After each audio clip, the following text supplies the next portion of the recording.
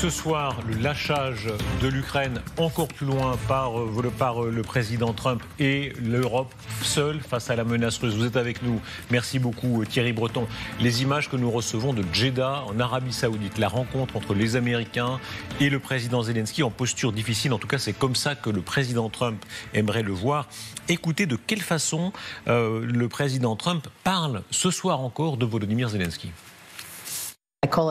J'appelle cela le tabassage de Zelensky. Ça avait l'air brutal, mais au final, vous pourrez peut-être avoir votre accord. Alors, est-ce que tout cela était l'art de l'accord? Qu'est-ce qui vous a choqué en particulier?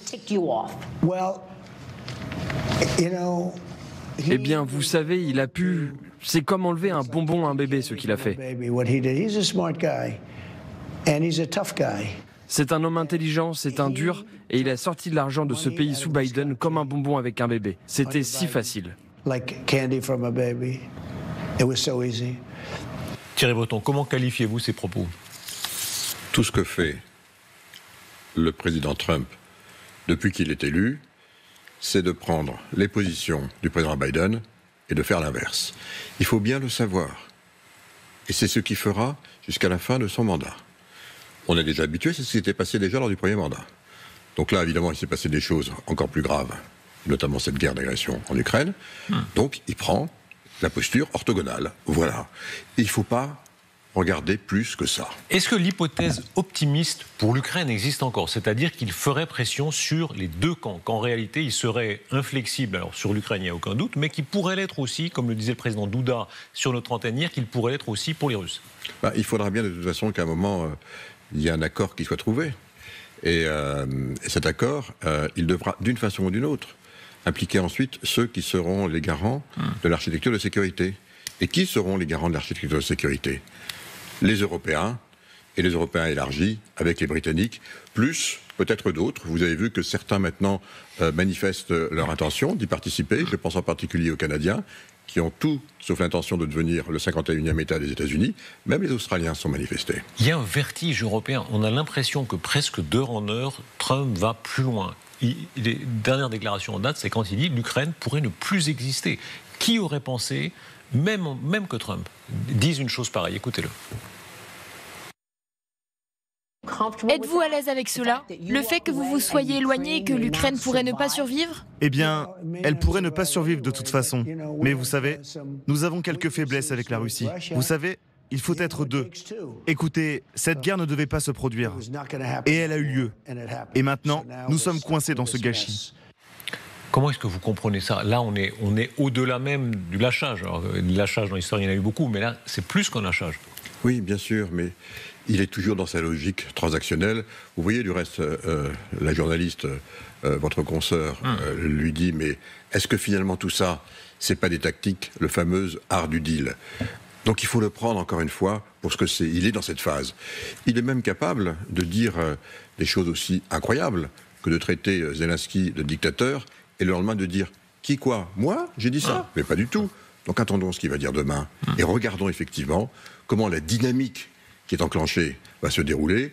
Aujourd'hui, Volodymyr Zelensky sait qu'il doit... Alors, qu'est-ce qu'on avait demandé de dire? Merci. Demain, il va dire merci, puisque c'est ce qu'il faut dire. Pardon, puisque maintenant, il a dit merci, on lui a demandé en plus de demander pardon. Pardon en plus. Ben voilà, je pense que Zelensky fera ce qu'il faut pour revenir en négociation. Il ne faut jamais oublier que ce fameux deal des terres rares a été inventé, mis sur la table par Zelensky pour précisément donner un prétexte à Donald Trump et quelque part aux Américains de venir derrière pour protéger éventuellement les ingénieurs qui viendraient exploiter ces minerais. C'est Zelensky qui est à la base, c'est assez du reste habile. Donc voilà, on est dans cette logique. Il va falloir maintenant que Donald Trump ne perde pas la face.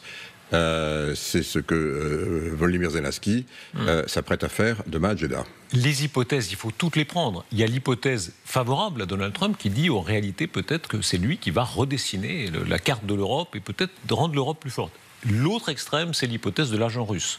Oui. Regardez ce que dit Alastair Campbell. C'est pas un temps, je pense que vous le connaissez, l'ancien conseiller de Tony Blair, anglais, dur en affaires qui dit « Je n'y croyais pas moi-même », on va peut-être voir son tweet, « Je n'y croyais pas moi-même, mais pour la première fois, je me demande effectivement si Trump n'est pas un agent russe. J'ai longtemps pensé que l'argument selon lequel Trump est un agent russe relevait de la théorie du complot. Je n'en suis plus si sûr. Tout ce qu'il dit et fait semble avoir été écrit par et pour le Kremlin. » Oui, moi j'ai connu de là où j'étais Donald Trump, je l'ai un peu pratiqué lors de mon mandat de commissaire, mais je connaissais aussi d'avant. J'ai connu un Donald Trump lorsqu'il était au plus bas. Alors prometteur immobilier, il avait voulu se lancer dans des casinos à Atlantic City, ça avait été un fiasco absolu. Aucune banque de New York ne voulait l'aider, aucune. C'est pour ça du reste qu'il en veut beaucoup à Wall Street, et il en veut toujours. Il n'y a qu'une banque qui a voulu le sauver, c'est la Deutsche Bank. Parce que la Deutsche Bank, la seule, avait des relations, à l'époque, on le sait, très étroites avec la Russie. Et la Deutsche Bank et la Russie ont sauvé, à ce moment-là, Donald Trump. Donc cette relation, en tout cas ce que j'en ai vu moi, et je n'étais pas le seul, avec la Russie, qui quelque part, avec la Deutsche Bank, ont contribué à un sauvetage improbable. Du reste, ils ont perdu ensuite tout ce qu'ils voulaient, vient de cette période-là. Vous voulez dire qu'il y a une reconnaissance du ventre ? En tout cas, c'est à ce moment-là qu'ils sont intervenus, ça c'est clair. Est-ce qu'il peut y avoir plus que ça ? Est-ce qu'on peut imaginer cette chose incroyable, qui serait un renversement d'alliance ? Hubert Védrine, sur ce plateau, a dit parfois... On revient au 19e siècle, à une époque où les puissances nouent des alliances, dans un sens ou dans un autre. On n'est plus dans le temps des alliances évidentes du monde libre, comme on le disait pendant la guerre froide. Oui, sans doute, puisqu'en fait, ce qui vient de se passer depuis quelques semaines sous nos yeux, et surtout à partir du moment où J.D. Vance a quasiment allumé la mèche, parce que c'est lui qui a allumé la mèche pendant cette fameuse entretien qui restera maintenant comme un entretien, je le crains, parce qu'il n'était pas très glorieux. Historique, il marque en tout cas ce nouveau quart de siècle 2025-2050 dans lequel nous entrons. Bien sûr que tout ceci est possible, mais il y a une toute petite nuance, si vous permettez, par rapport à ce qui s'était passé il y a un siècle, avec ces alliances qui se faisaient et se défaisaient, c'est qu'on est aujourd'hui dans un monde nucléaire, ou en tout cas nucléarisé, et que quelque part, toute l'architecture de sécurité qui reposait sur un seul mot. On a posé un mot tout à l'heure, tous les deux. La trahison. Vous l'avez lancé le premier, j'ai rebondi dessus.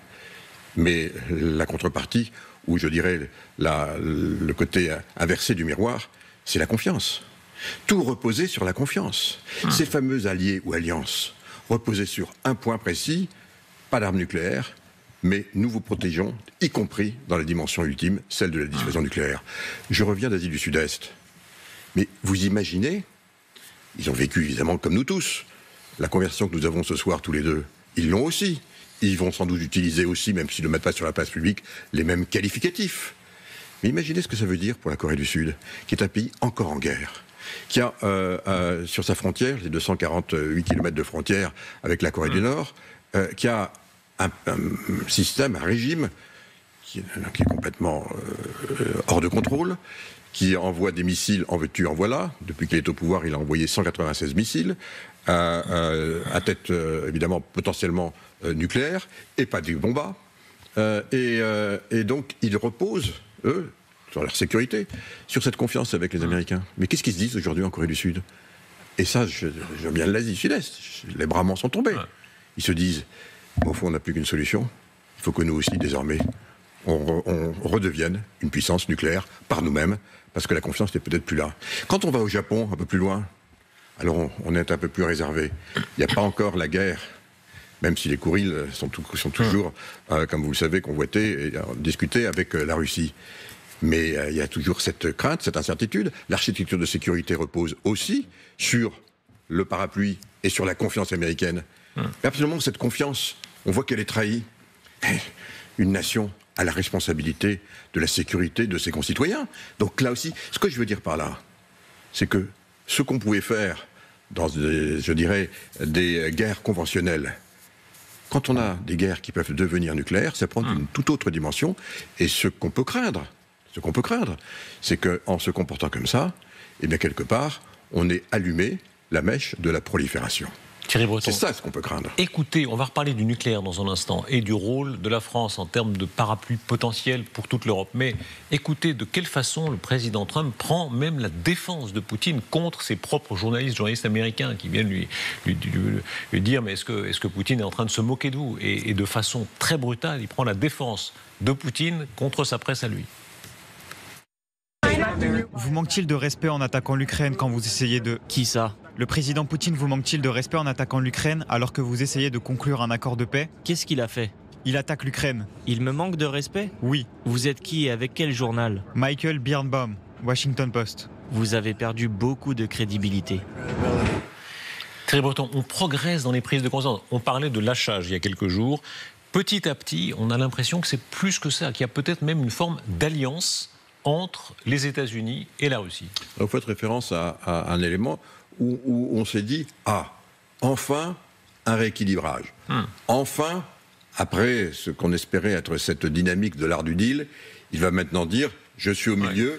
Et que s'était-il passé? Au milieu de la séquence, on le croit, et après ça se retourne. Non, mais que s'était-il passé? Il s'était passé que, dans quelques heures auparavant, effectivement, la Russie, à partir du moment où Donald Trump a dit « j'arrête de donner du renseignement », la Russie a bombardé la nuit comme jamais. Donc tout le monde a dit « mais enfin, en gros, vous avez du sang sur les mains ». Et donc il a dit « ça, c'est pas bien ». Donc si la Russie continue à se comporter comme ça, elle va avoir des sanctions. C'est pas bien méchant, mais enfin quand même. Et puis après ça, il dit « ah non, finalement, j'ai pas dit ça, non, vous voyez ». Donc on est toujours dans cette espèce de logique où au fond, les choses ne sont pas stabilisées. Il faut vraiment les prendre, malheureusement, parce que c'est quand même le président des États-Unis, mais avec un peu de recul. Bien sûr, elles sont assez choquantes. Mais Thierry Breton, pardon, est-ce que nous sommes dans le déni? Vous utilisez l'adjectif choquant, qui a une connotation morale, mais de son point de vue à lui, au fond, est-ce que la Russie est devenue un interlocuteur, un partenaire indifférent, comme peut l'être l'Europe, pas mieux, pas moins. On voit, il y a plein d'hommes d'affaires qui pensent comme ça. On dit Trump, mais il y a plein d'hommes d'affaires qui considèrent que faire des affaires avec l'Arabie Saoudite ou la Chine ou la Russie, c'est pas plus compliqué, c'est pas plus immoral que de le faire avec l'Union européenne, en réalité. Non, il ne faut peut-être pas tout mélanger. Tout mélanger, non. Tout mélanger, c'est ce qu'on rencontre tous les jours en Europe. Oui, enfin là, on est quand même dans une logique où, si au début, il y avait effectivement, il y avait peut-être cette question, et en particulier pour les entreprises, et je parle en particulier des entreprises européennes, qui avaient des intérêts en Russie, on en connaît beaucoup, et qui ont dû finalement renoncer à ces intérêts. Certains ont résisté un petit peu, ont tenu les propos que vous teniez, et puis finalement, tout le monde s'est aligné. Tout le monde, je dis bien. Donc on est maintenant dans cette logique, et j'ajoute par ailleurs que nous avons mis précisément pour soutenir l'Ukraine 14 paquets de sanctions successifs, qui fait qu'effectivement, même ceux qui auraient des velléités de pouvoir recommencer à faire des affaires, ce régime des sanctions est toujours opérant. Mais Thierry Breton, pardon, je parlais d'une vision culturelle du monde. Je ne citerai pas de nom par charité, mais y compris dans des partis, tous les partis, confondus, de gouvernement, d'opposition, etc. Il y a des conseillers pendant la communication, moi j'en ai vu, qui vont travailler par exemple pour l'Arabie Saoudite. En réalité, ils sont plus gênés de le faire. C'est devenu, on suit l'argent. Les affaires du monde font que l'argent est beaucoup maintenant en Chine, en Arabie Saoudite, etc. C'est pas des démocraties libérales, franchement. Mais on traite avec ces gens-là. Est-ce que Trump est dans cette logique-là qui est au-delà, effectivement, de nos traditions morales, en tout cas telles qu'elles existaient il y a encore pas longtemps en Europe? Trump est dans une logique transactionnelle. Et donc, vous le dites, vous avez la réponse à votre question. Il est dans une logique transactionnelle. Et donc, effectivement, il fait des deals avec ceux pour lesquels ça peut rapporter, on verra bien si c'est le cas, aux États-Unis d'Amérique. Il n'a pas peur, effectivement, d'aller dealer avec ceux qui ont assassiné M. Khashoggi. Oui, jusqu'au renversement d'alliance, c'est-à-dire, est-ce qu'on peut imaginer, effectivement, que dans 10 ans, dans 20 ans, il y ait une forme d'alliance entre les Russes, et alliance peut-être provisoire, mais entre les Russes et les Américains, plus qu'entre les Américains et nous? On verra, la Russie est un très grand pays géographique, mais pardon de le dire comme ça, c'est pas injure que de le dire, c'est un tout petit pays économique. C'est le PIB de l'Espagne, on le sait. Donc bien sûr, il y a des minerais, bien sûr, il y a de l'énergie fossile. Oui, bien sûr. Les États-Unis et l'Union européenne, c'est 1500 milliards de dollars d'affaires que les États-Unis font en Europe. Europe. Et ils en font même pas 10 fois moins avec la Russie. Donc derrière, il y a des logiques économiques. Bien sûr, on est là aujourd'hui, et c'est tout à fait normal. On est dans cette espèce de moment de sidération, mais je tiens à le dire, qui est planétaire. Il n'est pas qu'européen. Nous, bien sûr, on voit ça d'Europe.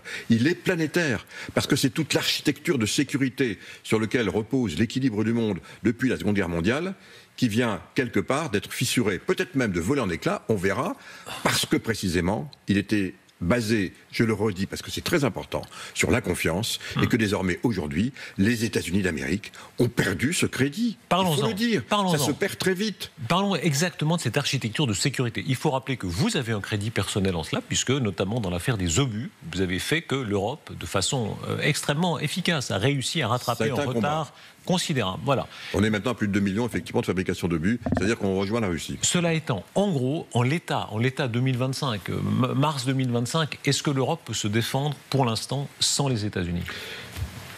C'est très difficile parce que nous avons évidemment beaucoup mutualisé quand je dis nous, c'est essentiellement du reste les 26, non pas les 27. La France avait toujours cette singularité, même si la France, n'en déplaise à certains, dont ceux que vous avez accueillis sur votre, en tout cas certains que vous avez accueillis sur votre plateau juste avant nous, la France, c'est évidemment un très grand pays, mais enfin, à l'échelle du monde, c'est pas un continent. Or aujourd'hui, on le voit, dans des conflits de nature continentale.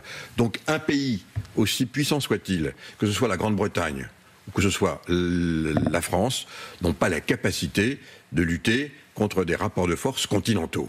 C'est vraiment quelque chose qu'il faut se dire. Alors il n'en demeure pas moins que nous devons garder et préserver effectivement, je dirais, cette singularité qui est le fait que pour nous en Europe, chaque État membre est maître de sa défense et maître de ses armées. Et je vais vous dire, je ne crois pas du tout ceux qui disent qu'on va avoir une armée européenne. On n'en aura pas. Je pense qu'on ne le verra pas de notre génération. En revanche, on a su faire quoi ? On a su se mettre ensemble au sein d'une structure coopérative. Cette structure coopérative, c'est l'OTAN. On a su se mettre ensemble. Il n'y a pas d'armée de l'OTAN, mais il y a un état-major qui permet de faire opérer des armées différentes. On a ce savoir-faire. Donc, qu'est-ce qu'il va falloir faire, vraisemblablement ? C'est accroître très sensiblement un pilier européen de l'OTAN, dans lequel, évidemment, on apportera ce qu'on apportera, en étant toujours à la main, évidemment, des États, en ce qui concerne l'engagement, par exemple, des forces, mais de façon interopérable. Et là, oui, effectivement, on aura à ce moment-là ce pilier européen de l'OTAN en parallèle du pilier américain, qui saura intervenir et jouer une force vraiment de dissuasion, comme c'est le rôle évidemment de l'OTAN. Le potentiel européen, parlons de ce qui marche, qui marchera et ce qui marche pour l'instant moins bien. D'abord les fameux 800 milliards de Madame von der Leyen. C'est très important d'expliquer ça. Il y a un petit effet d'illusion. Quand on a vu les titres de presse, on a pu croire qu'il y avait 800 milliards comme ça posés sur la table par la présidente de la Commission. Ça n'est pas ça. Non, c'est un début. C'est-à-dire, c'est quoi ? Ça veut dire quoi exactement ? C'est une dynamique. Mais évidemment, les 800 milliards, il n'y a pas un sou pour l'instant.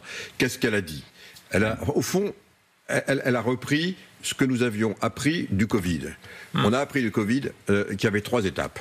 La première étape, c'est de dire il va falloir qu'on investisse, donc on va lever les contraintes que nous nous sommes imposées dans le cadre du pacte de stabilité et de croissance et dire que ceux qui investissent pour le Covid ou les conséquences, eh bien, on ne tient plus compte des 3%. Donc on a refait la même chose. C'est une latitude à s'endetter. Une latitude à s'endetter, mais la Commission n'a pas le premier sou vaillant, malheureusement. Et je vais revenir sur le malheureusement. C'est quand même important, parce qu'on voit à quel point parfois on se paie de mots. Voilà, donc il y a peut-être eu une mauvaise interprétation, mais on était obligé de passer par là. Deuxième élément, exactement ce qu'on avait fait du reste pour le Covid.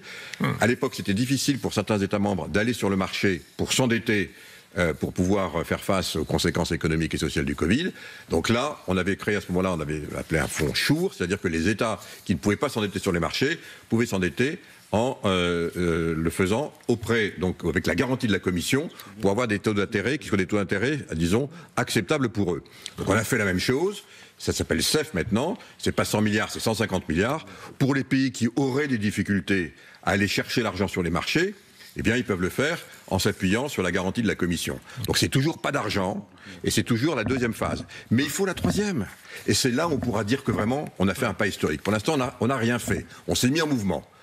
Et ces 800 milliards, ils n'existent pas par définition, puisque c'est si jamais pendant 4 ans, les États membres augmentent 1,5% leur défense, alors ça voudra dire qu'on a 800 milliards. Mais c'est si.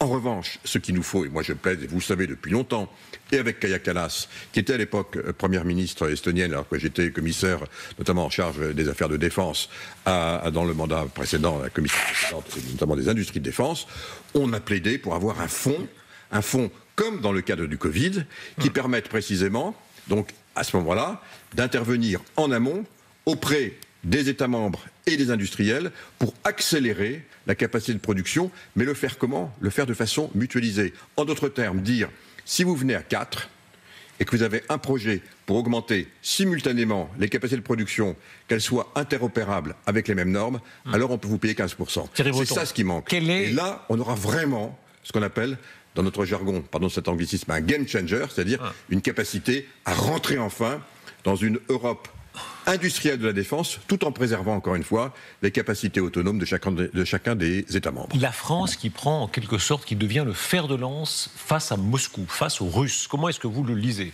Tout simplement parce que la France est une puissance nucléaire. Et du reste, il ne faut pas s'étonner que dans ce monde, on en parlait à l'instant, dans se rejoint, qui est quand même en train de devenir un monde, je le dis, dans lequel les risques de prolifération, ce que ça implique, effectivement, en capacité de dissuasion, d'exister, qui va à Mar-a-Lago d'abord, ou qui va plutôt à Washington, va à Mar-a-Lago, c'est Keir Starmer et Emmanuel Macron, les deux puissances nucléaires européennes, l'une de l'Union des 27 et l'autre Il y a un recul terrifiant. Il y a un recul de sécurité terrifiant. C'est exactement ce que je suis en train de vous dire. Et donc aujourd'hui, effectivement, avec qui on parle ? Eh bien, on parle avec ces puissances. C'est du reste sans doute l'une des raisons pour lesquelles et le chancelier allemand en devenir, Friedrich Merz, dit cette phrase incroyable, qui est l'équivalent de ce que j'ai entendu moi-même en Asie du Sud-Est. Il va peut-être falloir maintenant qu'on change, je dirais, de parapluie, parce que le parapluie américain, eh bien, il a des trous. Il ne protège plus. Et en matière de dissuasion, un parapluie qui a des trous, c'est plus un parapluie, c'est plus rien. Quand vous écoutez Donald Tusk vous dit aussi, il faut que je commence à parler aussi de nucléaire. Donc, si vous voulez, on voit bien que ce qui est en train de se passer aujourd'hui, en l'espace de quelques semaines. C'est donc toute une architecture potentielle donc, qui a... Avec une course au surarmement nucléaire, on recevra sur ce plateau dans quelques instants l'amiral Vichot, qui est un des meilleurs spécialistes de la dissuasion nucléaire. Alors, regardez les dates, je crois que c'est demain l'anniversaire de l'accession au pouvoir de Gorbatchev, c'est le 11 mars. Et à l'époque, on croyait que le monde irait toujours mieux. En réalité, du point de vue de la sécurité nucléaire, il y a une rétrogradation de plusieurs décennies. Alors, encore une fois, le pire n'est jamais certain.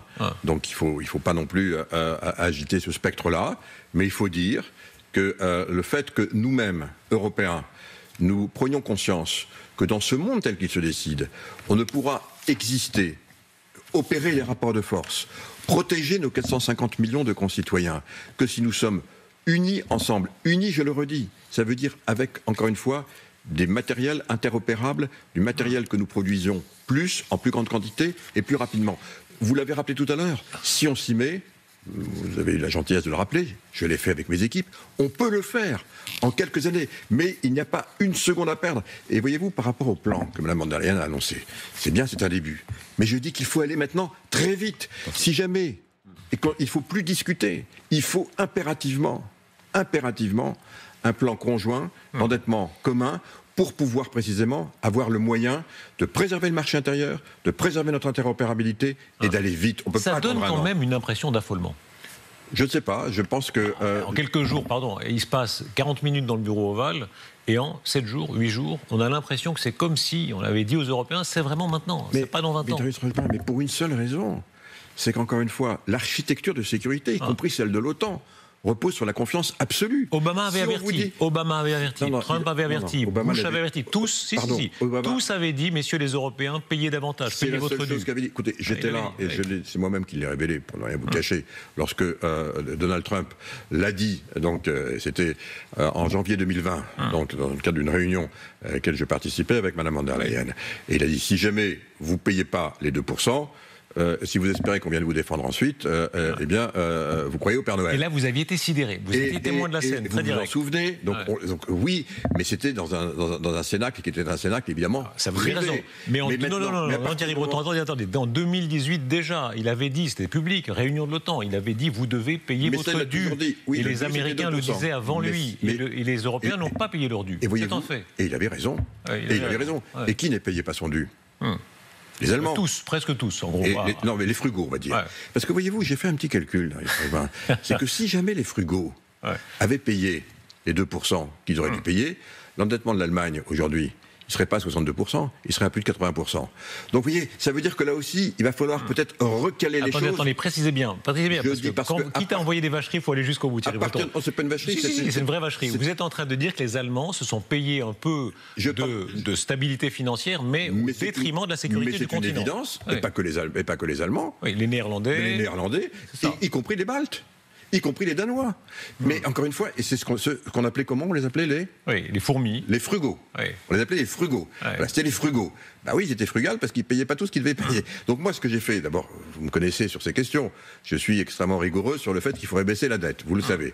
Et en France, là, on a beaucoup à faire. Mais il n'en demeure pas moins qu'à partir du moment où il va falloir maintenant qu'on retravaille tous ensemble, on ne peut plus dire « toi, tu es un bon élève, donc tu peux parler, toi, tu es un mauvais élève ». Parce qu'au fond, et c'est ça, là où je voulais en venir, il faut maintenant qu'on mette toutes ces querelles derrière nous, y compris qu'on se réendette, et non plus qu'on dise « les frugaux vont dire aux autres ce qu'il ne faut pas faire », parce que là, c'est vraiment un moment, oui, c'est vrai, jusqu'où ira existentiel pour nous, et qu'il n'y a pas une seconde à perdre. Jusqu'où ira le sursaut du continent? On reparle du service militaire. Il y a toute une sorte de... Il y a une gradation. Il y a certains pays comme l'Italie qui parlent davantage de réservistes. Il y a d'autres comme les Lettons qui parlent vraiment de rétablir ou de développer le service militaire. Quel est votre avis? Non, mais... les pays qui sont les plus confrontés, je dirais à ces réalités, vous parlez tout à l'heure à l'instant des pays baltes, mais d'abord il y a la Finlande. Savez-vous que la Finlande, qui est un pays qui a 5,6 millions, un peu moins de 6 millions d'habitants, la Finlande, c'est la première armée européenne? Les gens, on nous cite toujours la Pologne. Non, c'est la Finlande avec ses réservistes. 800 000 sur un pays de 5,6 millions d'habitants. 800 000 hommes et femmes en armes qui s'entraînent tous les ans, qui ont fait évidemment leur service militaire, et c'est pas rien, et qui continuent à s'entraîner un peu comme les Suisses, vous le savez. Voilà. Mais sauf que eux, ils en ont 800 000. Et ils ont 1300. Pourquoi? Ils ont 1340 km de frontières communes avec la Russie. Donc oui, il y a des pays effectivement qui ont, je dirais, ce savoir-faire, parce que c'est le savoir-faire qui est une nécessité. Est-ce que tout le monde doit le faire? La France l'avait. Est-ce que tout le monde doit le faire? En 97, c'est pas au siècle dernier. Mais si on cumule le nombre de soldats que nous avons désormais en Europe et le nombre de réservistes aussi que nous avons en Europe, on est de très loin la première armée du monde, enfin la première armée, en tout cas le premier contingent à peu près 2 fois plus important et que les États-Unis et que la Russie. Donc on a effectivement déjà, je dirais, cette capacité. C'est la raison pour laquelle je le redis. Et moi, je plaide vraiment. Évidemment, il va falloir trouver des formats qui sont des formats ad hoc, qui ne seront certainement pas les formats de la Commission européenne. La Commission européenne est un exécutif qui n'a pas dans ses compétences la défense. La défense est à la main des États membres et doit le rester, parce qu'encore une fois, c'est quelque chose qui est vraiment, je dirais, existentiel de notre façon de vivre ensemble en Europe. Croyez-vous que maintenant la protection nucléaire de la France doive s'étendre? On comprend qu'il y a l'ambiguïté stratégique, on comprend aussi que seul le président de la République, de toute façon, sera le garant vraiment de la décision ultime, mais que ce parapluie nucléaire s'étende à l'ensemble du continent. Ce sont des questions qui sont extrêmement complexes. C'est pour ça que je plaide pour faire ça dans le cadre d'un pilier européen de l'OTAN, dans le cadre de l'OTAN, parce que tout ça prend du temps, qu'il faut organiser une transition. Je ne suis pas de ceux qui pensent que les Américains vont quitter l'OTAN, parce que quelque part, ils ont intérêt aussi à être dans l'OTAN, ne serait-ce que parce qu'on leur achète des armes. Peut-être qu'on ne va plus acheter 65 ou 70% de l'armement européen, mais dans le plan que j'avais proposé, qui s'appelle EDIP, on était à 50% en 2030. Ça laisse de la marge pour nos partenaires américains. Donc ils vont très vite se rendre compte qu'ils n'ont pas intérêt à quitter l'OTAN, et nous, qu'on a intérêt à ce qu'il reste le temps que nous montions ce deuxième pilier et quelque part cette deuxième assurance. C'est ça ce qu'il faut avoir pour notre continent. Certainement pas, me semble-t-il, avec uniquement la France. C'est là où je pense qu'il faut absolument que les Anglais, qui est l'autre pays doté, évidemment, eh bien, rejoignent effectivement les Français dans le cadre de ce pilier, parce qu'on s'est interopéré, encore une fois, y compris sur ces questions, ensemble, à 32 ou à 33, et donc, a fortiori, on saura le faire à 28 ou 29, et tout en bénéficiant, en étant dans cette période de transition, de rééquilibrage. Et moi, je suis de ceux qui pensent que si on rééquilibre massivement, et qu'on est à peu près moitié États-Unis, moitié Europe, c'est l'objectif qu'il faut se fixer, eh bien, on saura garder les Américains dans le cadre de l'OTAN, dans le sein de l'OTAN, et on n'aura plus une assurance, mais deux, qui sera absolument indispensable, et qui fera sans doute réfléchir, effectivement, les velléités impérialistes, parce que c'est de ça dont il s'agit, de M. Poutine. Mais croyez-vous en ces velléités impérialistes? On voit combien le débat est actif dans la société française, entre ceux qui considèrent qu'il y a une assurance, une certitude qui voudra s'étendre sans fin, qu'il y a un impérialisme russe. C'est ce que disait le président polonais sur notre antenne hier, ici même. Et puis ceux qui considèrent qu'en fait, il a sa zone d'influence et qu'il veut sa zone d'influence. Il faut bien comprendre qu'un pays comme la Russie, c'est un pays, et notamment avec à sa tête un Vladimir Poutine, n'a pas la même notion de frontière que nous. Je me souviens d'une dernière rencontre que j'ai eu la chance d'avoir avec Jacques Chirac, qui recevait Vladimir Poutine à Paris. C'était quelque temps avant qu'il ne quitte ses fonctions. Et Vladimir Poutine que d'expliquer à Jacques Chirac en lui disant « La Russie, vous savez, c'est un océan. C'est vrai, c'est le pays le plus vaste, avec 9 fuseaux horaires. » Et il disait, vous savez, les océans, sur la grève, ça va, ça vient. Alors quand vous avez la malchance de vous trouver sur la grève, ça va, ça vient. C'est comme ça. Et où s'arrête la grève? C'est comme ça qu'il conçoit les frontières, quand ça l'arrange. Parce que la zone d'influence est plus importante pour le protéger, eh bien l'océan avance un petit peu. Voilà la flexibilité. C'est ça la pensée qui est derrière nous. Et donc, est-ce que nous, Européens, avec notre projet, on peut accepter ça? Bien sûr que non. Nous sommes des États de droit. Et donc, on ne peut pas tolérer ça, parce que, évidemment, un océan, ça va, ça vient. Il peut même y avoir des tsunamis, par moment. Est-ce qu'une part de vous imagine même la version impériale absolument? Dans l'histoire récente, Napoléon Ier a voulu aller jusqu'à Moscou, dans ce sens-là. Hitler a voulu aller dans l'autre sens. Voilà. Est-ce que vous imaginez que Poutine est vraiment une velléité d'impérialisme complet, c'est-à-dire de prendre l'Europe de l'Ouest? Je comprends qu'en ce moment, tout le monde, évidemment, et c'est normal, tout le monde au fond se sent concerné. Donc on appelle l'histoire, non, on n'est plus dans la période napoléonienne. Les Russes. Ce ne sont pas des chevaux ni des bombardes dont il s'agit. Il s'agit de ce dont on a parlé tout à l'heure.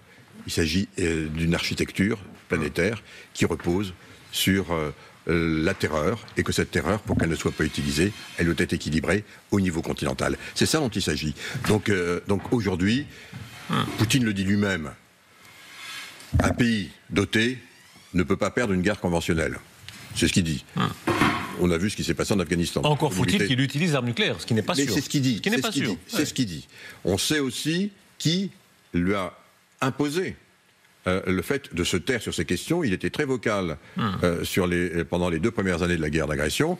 Et puis, il s'est passé sans doute des choses pour qu'au sommet de Vilnius de l'OTAN, le président Biden dise de façon extrêmement explicite, jamais l'Ukraine ne rentrera dans l'OTAN. Sans doute des discussions parallèles entre les Chinois, les Américains et la Russie pour dire il faut arrêter de parler de ces questions. Mais le sujet, il est là aujourd'hui. C'est plus l'époque napoléonienne. On est dans une logique de rapport de force sur l'ensemble de l'architecture, dans toutes ses composantes, y compris celle-ci. Thierry Breton, oui, le plateau est prêt. Dans quelques instants, on va entendre Isabelle Saporta, Jean-Louis Vichot, Renaud Girard, Christian Proutot, et en particulier, on va parler de la dissuasion nucléaire que vous ameniez. Un petit mot plus général d'analyse quasi psychanalytique de l'Europe. Vous avez écrit en d'autres temps des termes de futurologie. Comment est-ce que vous expliquez cette exception européenne? Une puissance, en principe, a une armée. C'est presque anormal qu'une puissance descende si bas dans sa propre défense. Il y a Raymond Aron qui a fait des textes magnifiques là-dessus dans les années 90 ans. Déjà, l'Europe est devenue anormale dans l'univers. Pourquoi? Mais c'était notre projet de reconstruction de la Seconde Guerre mondiale. C'était notre projet. Plus jamais ça. Et plus jamais ça voulait dire effectivement plus jamais la France et l'Allemagne qui se combattent.